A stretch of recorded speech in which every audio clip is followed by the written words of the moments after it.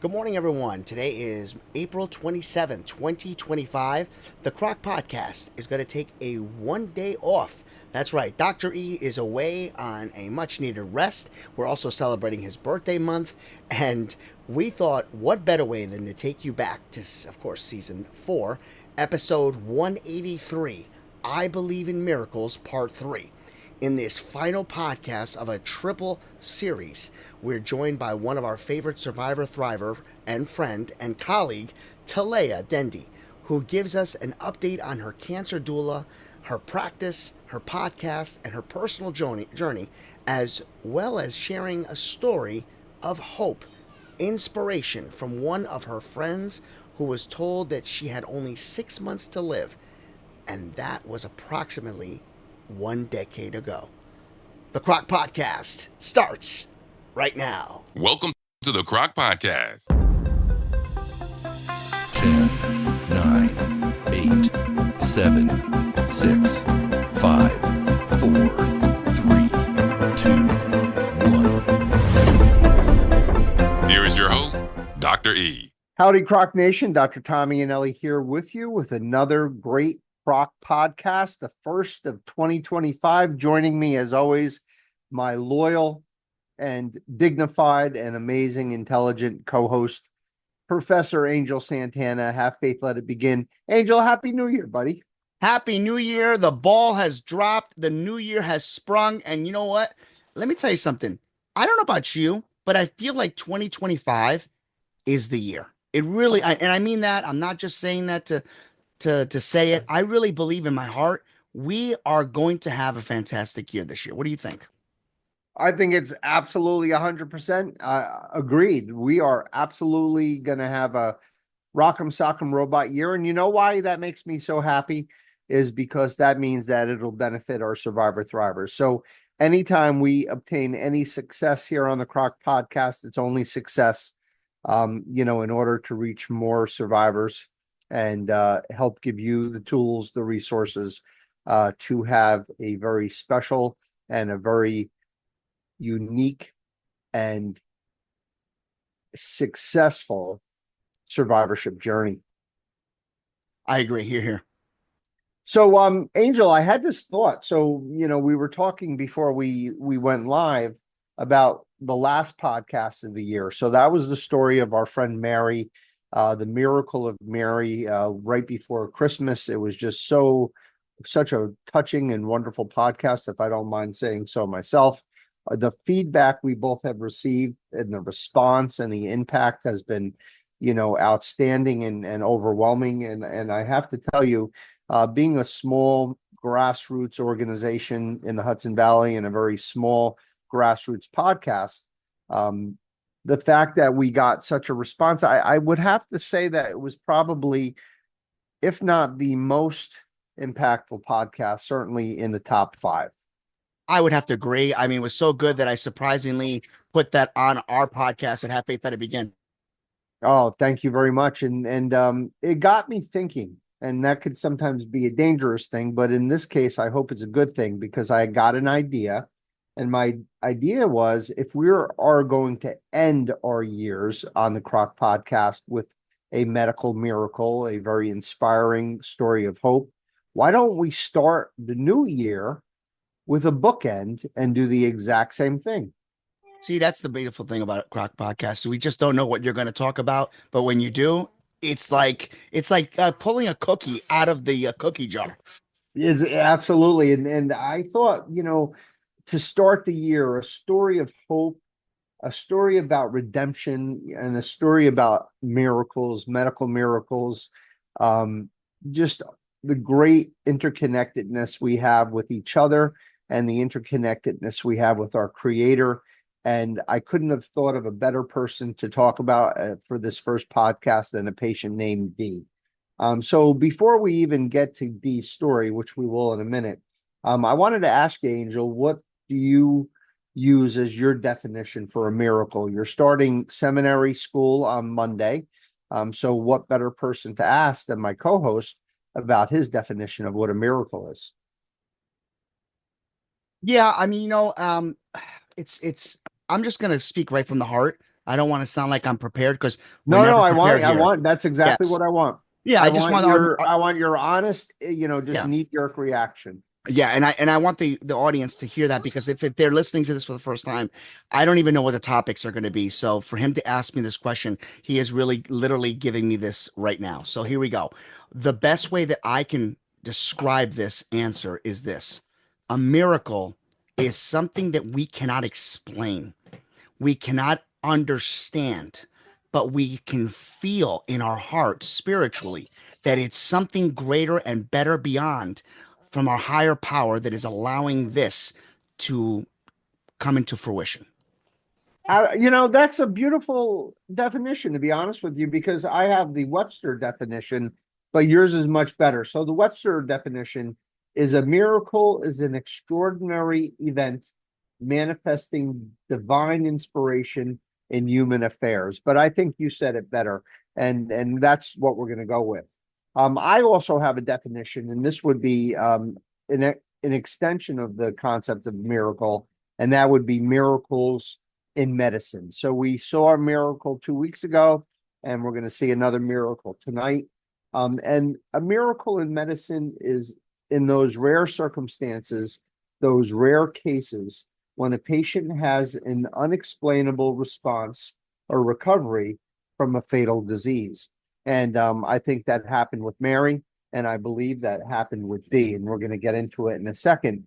But before I do, I wanted to ask you, Angel, if you were at a cocktail party, a really high class cocktail party where they pass around those little hot dogs in a blanket and those scallops wrapped in bacon and those little tiny mini lamb chops. I don't know how old those lambs were that they took those little chops from, and they give you a drink and you sit there and you talk to 100 doctors and you ask 100 doctors if they believe in miracles. How many of them would you believe would believe? You know, I'm gonna shoot off the hip. I'm gonna say at least five. 5 out of 100. I want to say 5 out of 100, but I think the real number would probably be about maybe two. Wow. I kind of feel the same way, and I can't speak for anyone else because I personally do believe in miracles. I've witnessed them. Number two is I do know some colleagues who do believe in miracles, but I also know many more colleagues who do not. So I believe the reason for this is there's this overwhelming sense of skepticism in medicine, and there's nothing wrong with that in the sense that, we all are trained to be skeptical. It's actually healthy to try to keep your mind open to all, possibilities. And when people, and because I think people maybe overuse the word miracle and they maybe misuse the word miracle or misrepresent a situation which is really not miraculous and that could be explained medically. So I think for all of those reasons, I think it's good that the doctors do try to keep their heads on straight and keep that stiff white level of skepticism. But I do think that there is a problem, and I call it the Santa Claus, Tooth Fairy, Easter Bunny phenomenon, where when you're a young doctor or a doctor before we get into medical school, and we're trying to get into medical school, it's the metaphor, the analogy is that of a young child who believes in Santa Claus, who believes in the Easter Bunny, who believes in the Tooth Fairy. And then all of a sudden, sort of as we get older, there's this heaviness around us. It's that heaviness and weight of the non-believers, the people that don't believe that there's a Santa Claus, the people that don't believe there's a Tooth Fairy, the people that don't believe there's an Easter Bunny, and the people that do not believe that miracles are possible. And this weight of the non-believers is way heavier than the weight of the believers. So then you get a group of people, these doctors who are in training, and the training, I can tell you firsthand, is very rigorous, and it's based on what's called the scientific method. So without getting into too much boring detail, the scientific method just means we do not accept or believe anything unless we prove it scientifically. We prove it through experimentation and the repetitiveness of that experimentation and the careful, evaluation of the data to confirm and corroborate that information. So you have that rigorous training, and then you have this hubris. You know what the word hubris means, Angel? It means pride. You're very prideful. So, we're doctors, we go through this rigorous training, we're given great responsibility, and we get this sense of pride. We get the sense of us maybe being better than others, or get the sense that we know more than others. And I always say on the Croc podcast, being a doctor is like, knowing the ending of a mystery novel before you start reading the book. And that kind of gives us this power. And I don't like to call it power. I like to call it this hubris. It's a really good word for this particular situation.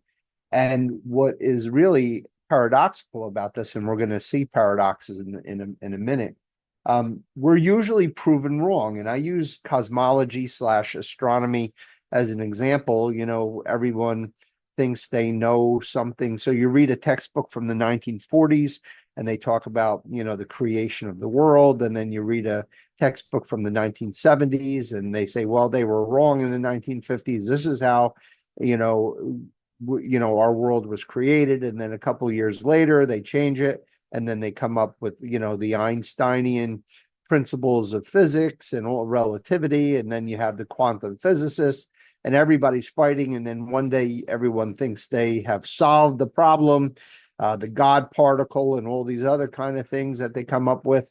And we're as far away from knowing what the hell is going on than we were back in the Stone Age, but we still think we're the smartest things since, as my wife would say, a dish of potato chips, which is her favorite food. So it's kind of funny, this hubris that we're not even, we're actually even wrong, and we're still prideful. But in any case, the other thing is there's a shift really toward this idol, and I call this idol, the idol of science. So we come in as believers, perhaps, believers in a higher power, in our creator, in our God. And then all of a sudden we go to medical school and get all this training, and we start shifting our belief system to that of science over the possibility that there is a higher purpose or a higher power or a creator.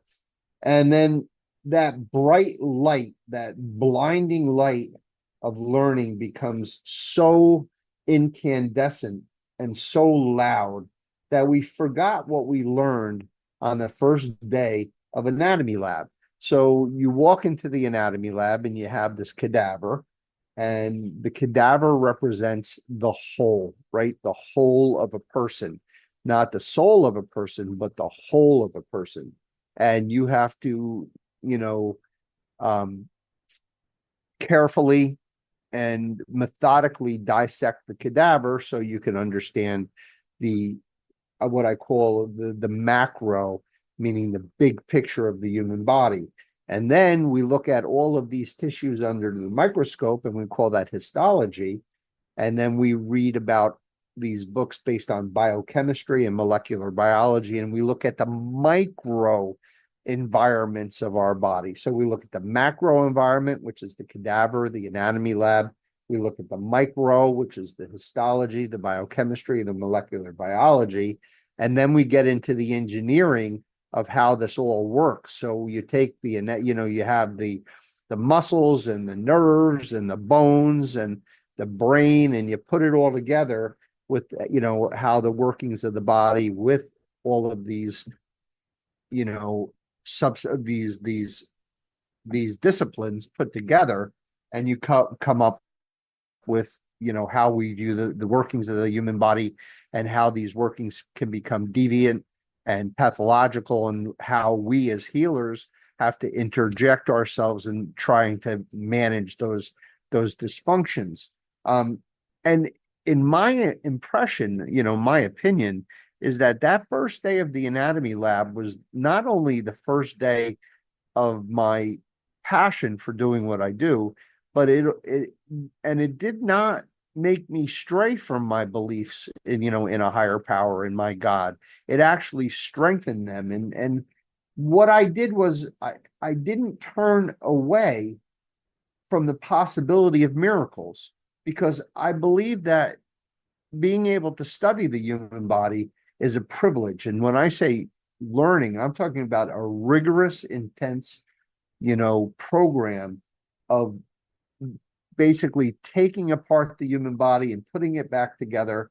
And to me, that was the proof that not that there was not a God or that there was not a possibility of a miracle, but the opposite, or at least the possibility that miracles can happen, which I think is a nice segue to D. So before I get into the patient, Angel, any thoughts on the content so far? I think it's amazing that you can actually look at this and say, that it was a privilege. Most people would just say, I was meant to do this. I was, born to do this. But the fact that you're able to say, look, this was a gift. And I think that it goes hand in hand with the word miracle. So we started with the word miracle.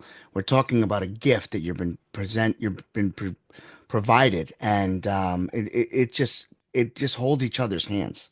Yeah, I agree entirely. So, when I first met Dee, she was your typical standard, middle-aged single mom of four children. We live in Middletown, New York here in the Hudson Valley. It's unfortunately a socioeconomically depressed area, with people with a lot of health disparities and issues. And that was certainly the case with Dee. She was socioeconomically disadvantaged. She was biased by being of color. She was also disadvantaged by her mental health comorbidities, meaning she had some other, stuff going on the psychiatric side. And then again, we talk about this all the time, the healthcare disparities for those that have not, right? So not the people that have the resources, the best insurance, the people who have access to all this healthcare and the best healthcare in the world.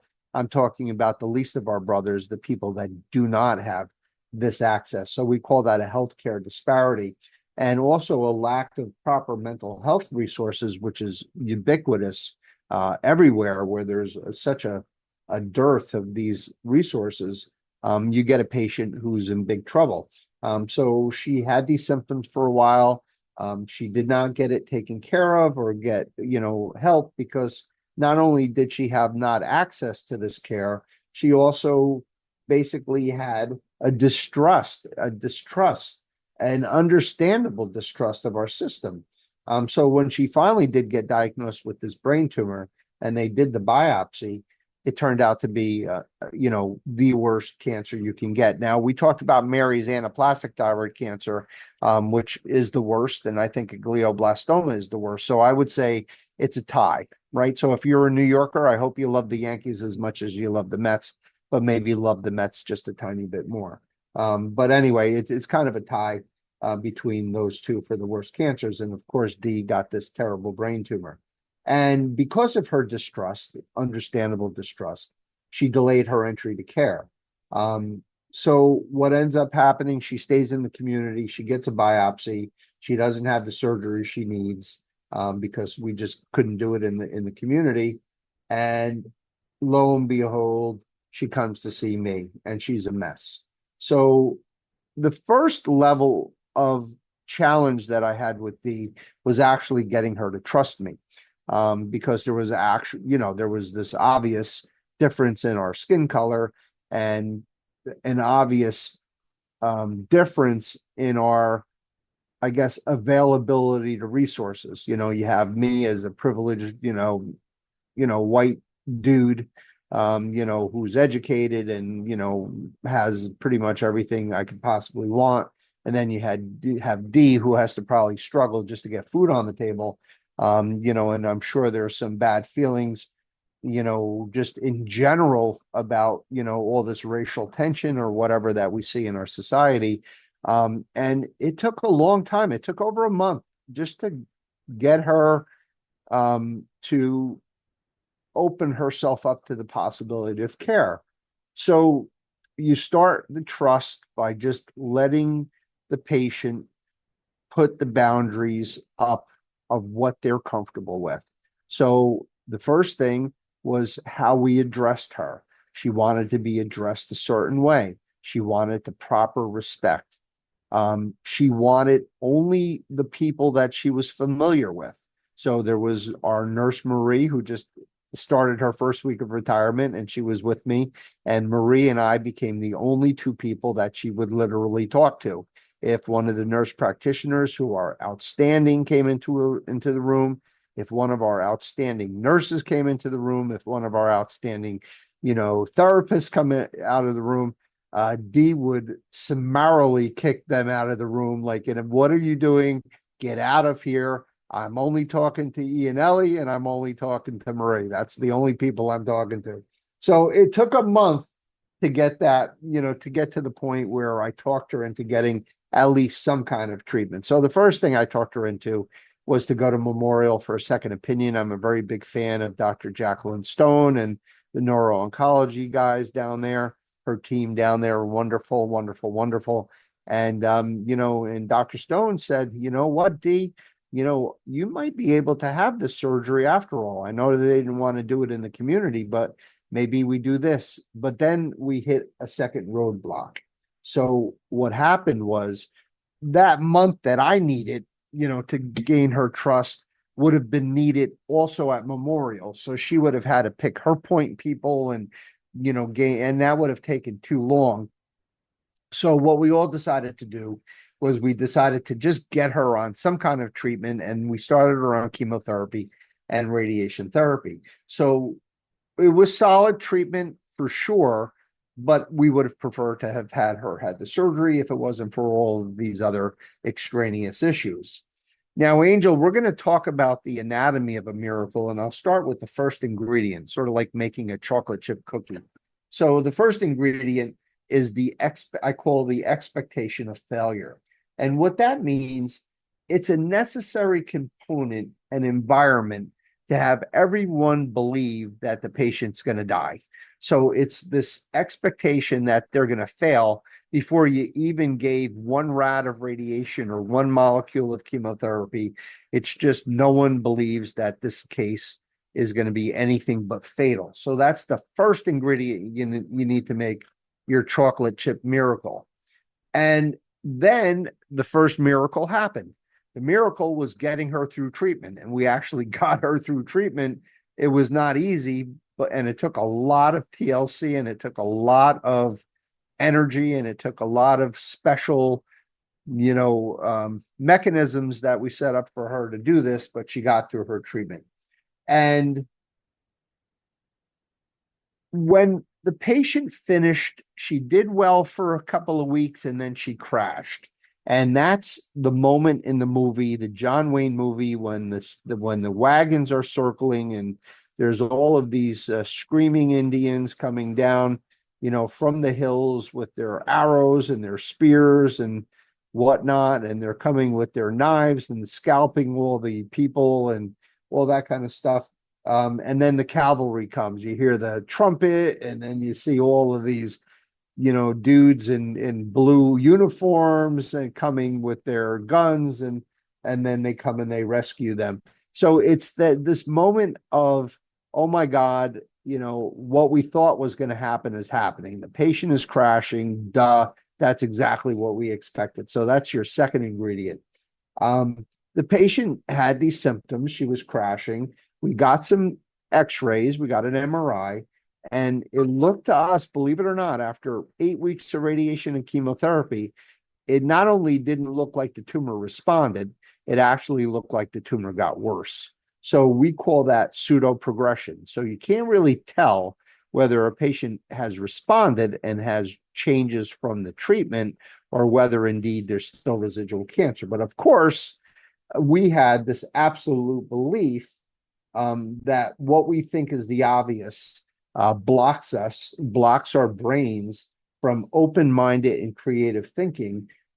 And that's the way we were trained, to be open-minded and creative when we look at a patient or look at a challenge.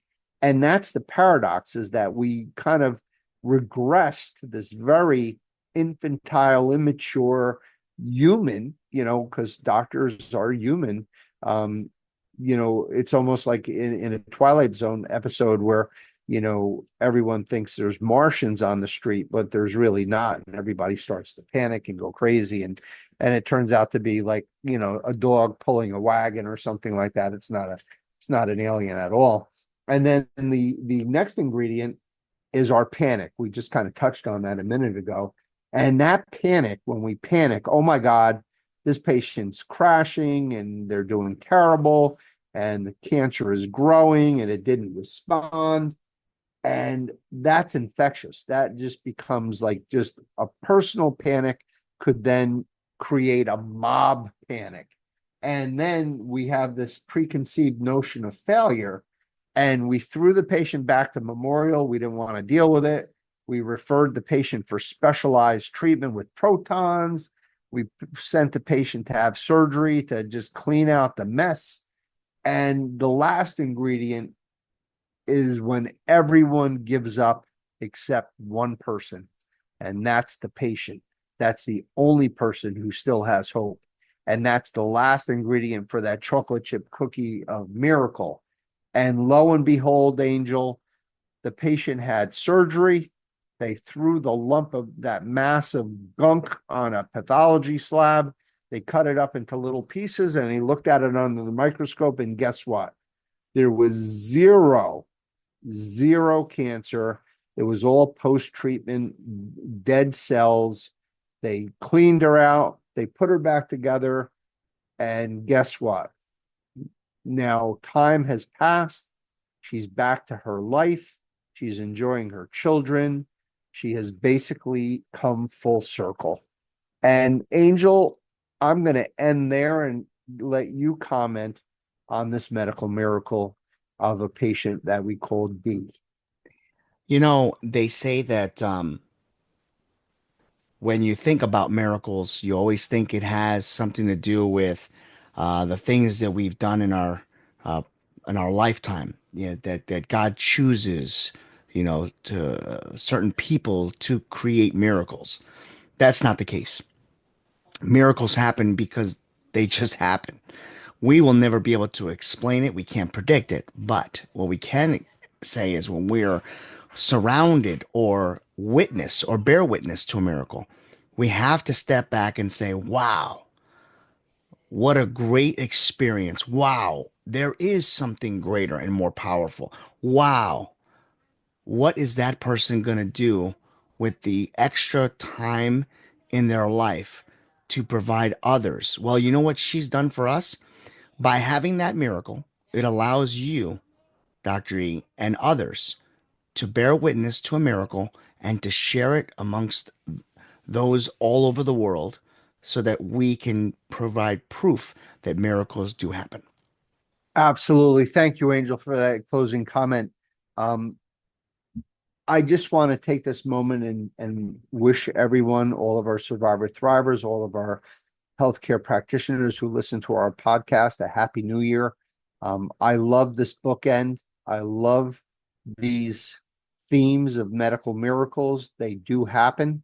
I know that many of us do not believe in miracles. Many of us are searching for other explanations to things that happen to Mary and things that happen to patients like D. And that's fine. But from my point of view, from the Croc Nation, from the Croc podcast, from the Citizens Reunited to Overcome Cancer organization, miracles do happen. So when our survivor thriver goes into an office and is told they have 6 months to live, or is told that they have an unbeatable cancer, or are told that they're just not going to do well, I want you to take these moments. I want you to take these examples as examples of hope for you, as examples of a life vest, a buoy to help you through those swells of pessimism and those swells of nihilism and those swells of non-positivity and disbelief in what you can do and what our creator can do through you. And I wanted you to keep that in your memory, in your mind, and have faith and have hope.